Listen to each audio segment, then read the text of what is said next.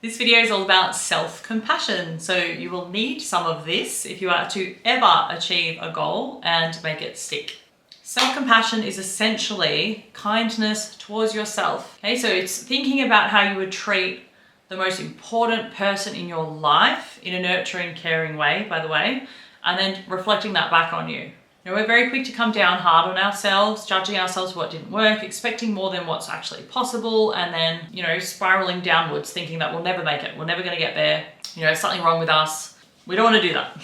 If we knew better, we would do better. We're always doing the best we can with what we have. So another reason why I have this video series is to educate you with all of these different things so that you can know better, because it's very hard to have self-compassion towards your body, for example, if you don't understand how metabolism works. It's hard to have self-compassion in your training unless you learn how you're supposed to train properly, because what you do is you end up just blaming yourself for everything that goes wrong. And sometimes what's going wrong is just misinformation. You know, you're just missing some vital key pieces of information that can actually help you propel forwards. So the first part of the self-compassion piece is just being educated enough to know what it is that you actually can achieve and what it is that is actually possible for you. Okay, so we want less judgment, anger, hostility, resentment, and all those things towards ourselves. And we really want to be okay with the fact that we are not perfect. So all change involves backwards steps. This goes for everybody. It's a universal truth. But what we need to do when we do fall back into our old programming is to not make judgments. So you just want to kind of sit, observe, okay, I fell backwards. Why? What happened? You know, and then let's just say, you know, you got stressed or you got a bad performance review or something like that. And then suddenly you went out and bought like 3 bags of M&Ms and you stuffed them down the hatch. And then you came back to and you went, oh my gosh, I've ruined everything. If you're in that scenario, you can either say, look at me, I'm a fat piece of crap. And I've done this, by the way. Or you can say, oh my goodness, you know, my body is so smart.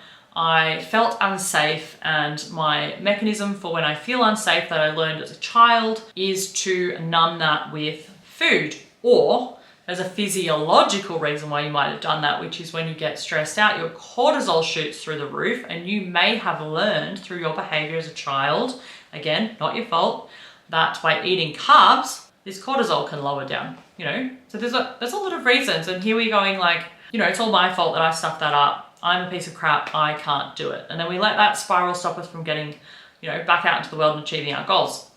And another thing on that note, you know, now that I'm thinking about it, is the food companies. So, you know, you have no control out of the billions and billions of dollars they spend on making this food addictive.